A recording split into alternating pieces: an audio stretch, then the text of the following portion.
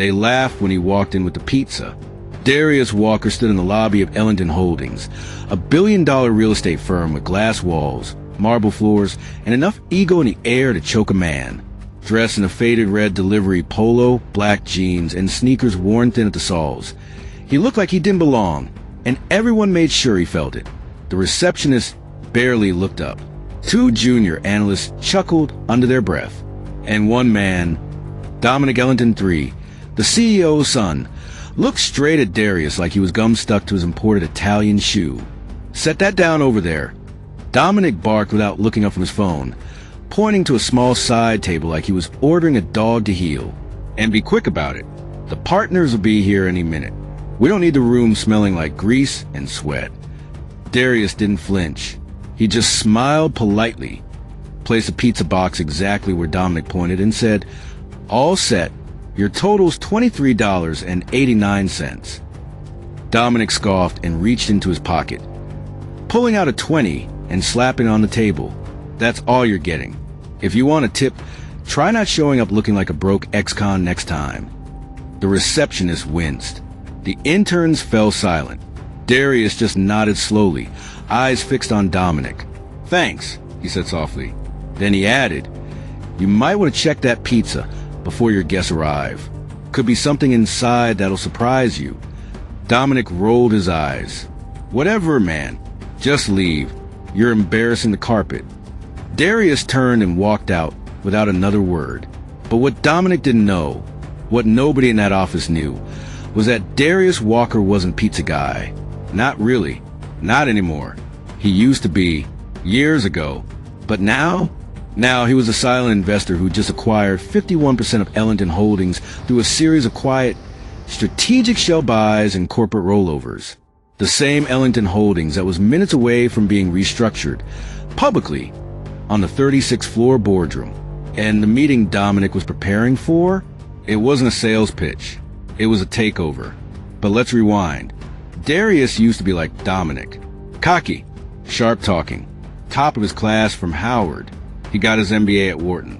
Youngest VP at a commercial real estate firm in Atlanta. But when he called out a senior partner for embezzling funds from a community housing project, they didn't hand him a plaque. They handed him a pink slip, a black ball, and a reputation he couldn't shake. No one would hire him after that. He lost everything. His condo, his fiancée, even his pride. He took whatever work he could get. Landscaping, ride shares, and yeah, pizza delivery. But while they thought he was falling, Darius was learning, watching, studying, and saving. Every tip, every penny. Because a storm was building in him. And he wasn't going to rest until men who played God with people's homes and dreams finally felt what it meant to be small. Dominic Ellington III was the face of everything Darius stood against. Privileged, arrogant, coasting off a last name he didn't earn. But Darius didn't want revenge. He wanted justice. And it was already in motion. Upstairs in the boardroom, chairs were shifting. Partners were confused. They thought they were attending a quarterly update. Instead, they were handed new documentation, shares, transfers, voting rights. Who authorized this? One of them asked, flipping pages with rising panic. A voice spoke from the door. Calm, steady. I did. They turned. Darius stood there now, not in a delivery uniform, but in a tailored navy blue suit that made the whole room pause. His walk was slow, deliberate. He took the head seat. One of the partners blinked. Mr. Walker? Dominic burst into the room seconds later, face red, still clutching the pizza box. Who the hell let this guy in here again? Dad's going to. He's not, Darius interrupted, without even looking at him.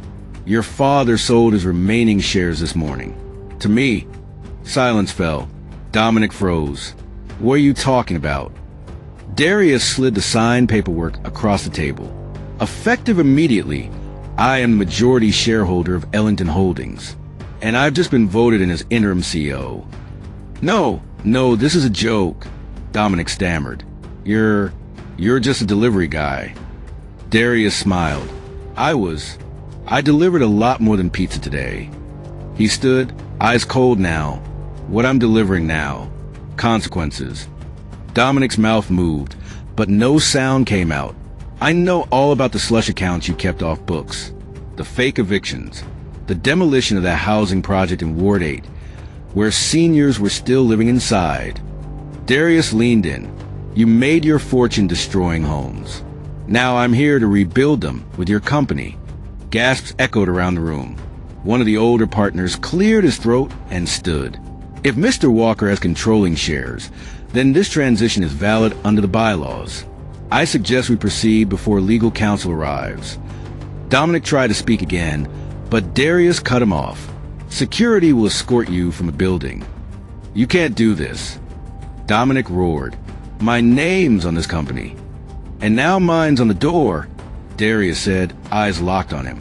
You should have tipped better. As Dominic was dragged out, still screaming, the interns downstairs whispered in awe. The receptionist stared at the elevator doors like she'd seen a ghost. And Darius? He didn't smile. He didn't gloat. He just looked out the window at the city, his city, and thought of every tenant who had ever been told they didn't matter. He picked up his phone. Marcia, he said, calling his lawyer, we're greenlit. Start the audits. Every property. Every file. We're going to rebuild this from the ground up. No more evictions. No more stolen homes. Not on my watch. But just as he hung up, his phone buzzed again. Unknown number. He answered. A gravelly voice came through. You think you've won, Walker? You think that name on the paperwork makes you safe? Darius narrowed his eyes. Who is this? You took down the boy, but the father's still alive. And he's not the kind of man who forgives. The line went dead. Darius stood in the center of his new empire, and suddenly felt the chill of a war that had just begun. Darius Walker couldn't shake the feeling. It wasn't the quiet victory of taking over Ellington Holdings. That should have felt like a celebration, a moment where he could finally breathe, look at all the injustice he had just righted, and maybe smile. But instead, he felt like he just lit a fuse to something far bigger than him. Something dangerous. The phone call haunted him. That deep, gravelly voice. You think you've won, Walker? You think that name on the paperwork makes you safe? He had tried to brush it off. But something in the tone, something in the certainty of those words, gnawed at his peace. He knew that voice belonged to the father, Wesley Ellington, the real power behind the throne, the man who built the empire, the ruthless businessman who, unlike his spoiled son Dominic, had no problem bending the world to his will. Wesley wasn't the kind of man who lost and walked away. He was the kind of man who hunted down his enemies and crushed them underfoot. But how? Darius had to focus. He couldn't let fear consume him. Not now. Not after everything he'd worked for. He turned his attention to the new boardroom, now his territory, his empire. He'd made the announcements to the staff that morning. No more corruption, no more backdoor deals. He had already signed off on the new initiative to rebuild affordable housing, starting with the very project Wesley had demolished. It was going to change everything. For the first time in years, Darius felt like he was doing something bigger than himself. He wasn't just fighting for his past. He was fighting for justice. But the phone buzzed again. This time, it wasn't an unknown number. It was a name he knew all too well. Marcia, his lawyer. Darius, she said, her voice clipped urgent. I need you to listen to me very carefully. There's been a development. I'm listening, Darius replied, trying to keep his voice steady. The Ellingtons, they've started a move. Wesley's pulling strings, and we've just received a report that he's already talking to investors. Bigger investors than we ever expected. He's leveraging his old contacts, and we're looking at a hostile takeover in the next 48 hours. Darius's heart skipped a beat. What? He's making moves already. He's always 5 steps ahead of us, Darius. And he's not going to play fair. He's already connected with the major banks. If he can get the backing, he'll seize control before you even have a chance to respond. You need to prepare yourself. This isn't just a business war. It's personal. Darius closed his eyes. Wesley was pulling every card from his deck, trying to reclaim the empire he thought he could control. He wasn't going to let that happen. But Wesley had money, connections, influence. The kind of power that moved mountains and shattered walls. Darius? He had his mind, his resolve, and the power of justice on his side. But was that enough? Thanks for the update, Marcia. Keep me posted, Darius said, hanging up. He stood in the middle of the room for a moment, staring out the massive glass windows that overlooked the city, his city now. But something about this didn't sit right. The feeling in his gut, the nagging fear that Wesley wasn't the only one out for blood. Suddenly, the door to his office opened without a knock. It was Marina Vale. Marina was one of the only people who truly understood the game Wesley was playing. She had spent years in the trenches with him, first as an advisor, then as his right hand.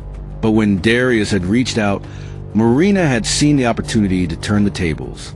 She wasn't just a seasoned professional.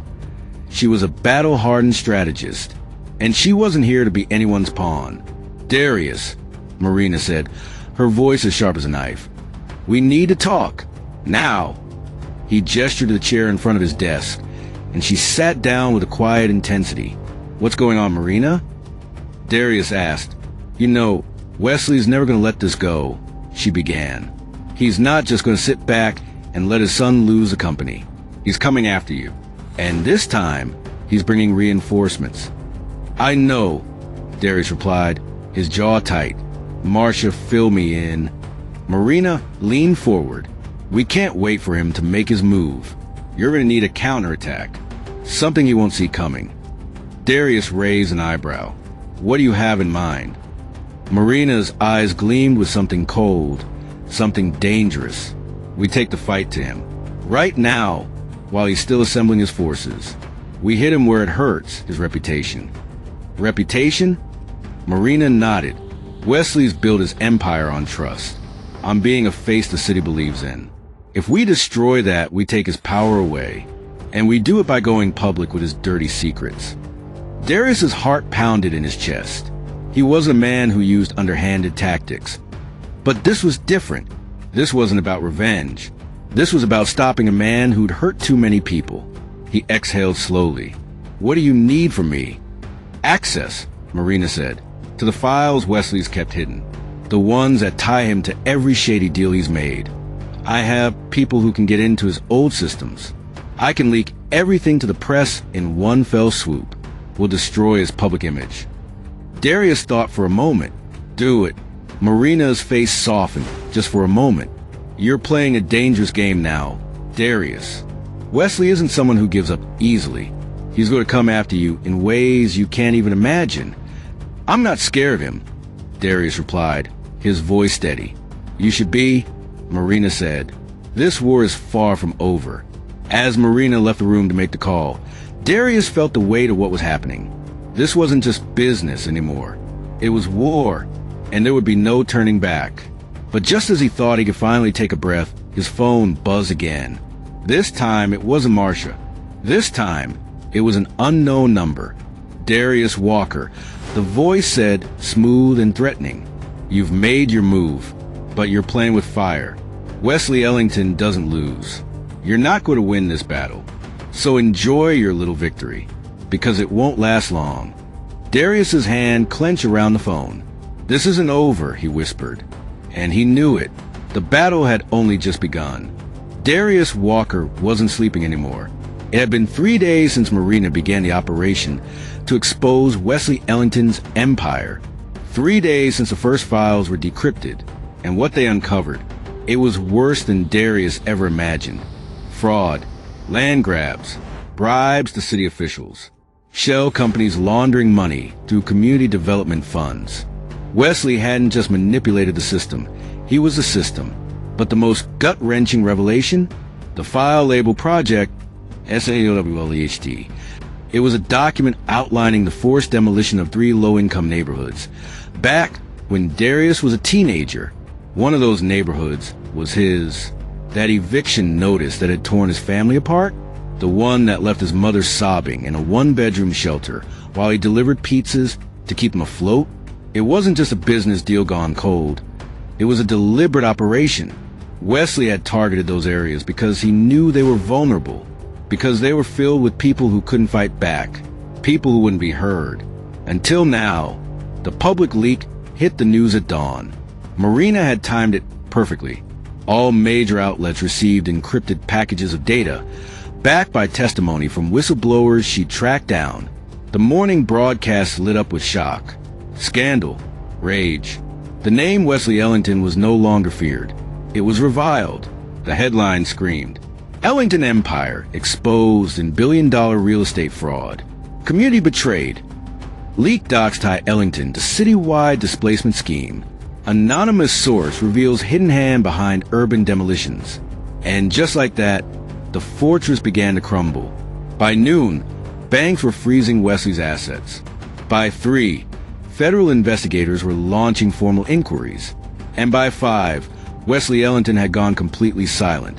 But Darius knew better. Men like Wesley didn't go down quietly. The phone rang again that evening. Marina picked up on the third ring, and her voice was low. "Darius, he's here." Darius stood from his chair, jaw tightening. "Here where?" "Downstairs." "In the lobby?" "What?" "He wants to speak to you. Alone." Silence stretched across the call. "Let him up," Darius said, finally, "but keep security on standby." Minutes later, the elevator doors opened, and in walked Wesley Ellington, his presence as menacing as ever. But something about him had changed. Gone was the polished billionaire mask. His salt and pepper hair was uncombed, his tie undone. His eyes no longer radiated arrogance, just pure, unfiltered hate. Darius stood firm as Wesley approached the desk, then stopped. "So, this is where we are," Wesley said, his voice cold. "You mean where you are?" Darius replied. "On the edge of destruction. I just held up the mirror." Wesley sneered. "You think this changes anything?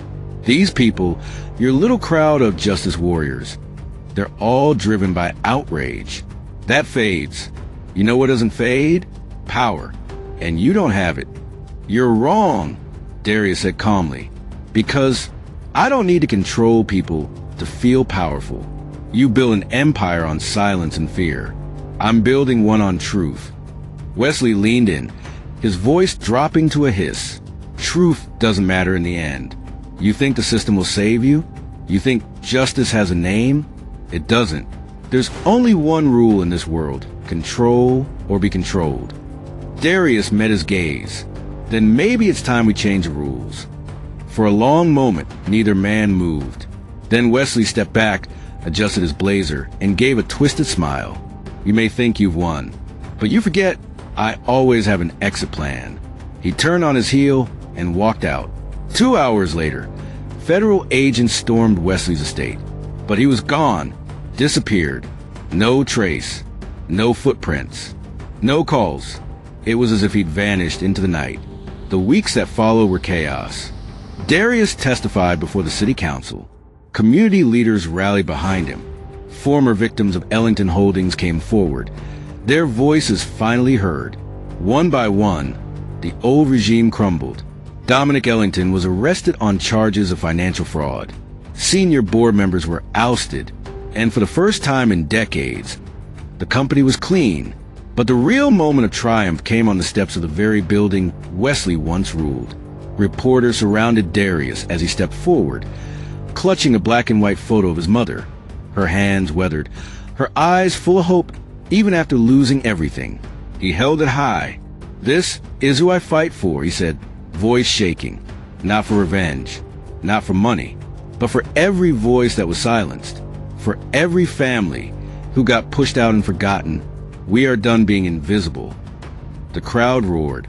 For the first time in years, Darius smiled, not because he'd won, but because justice had finally spoken back. He walked through the crowd like a man reborn. The pizza delivery boy they once mocked had become the face of a new era. But just as he reached his car, a small envelope was tucked beneath the windshield wiper. No return address. He opened it slowly. Inside was a single black card, embossed in red ink. "I'm not done. W.E."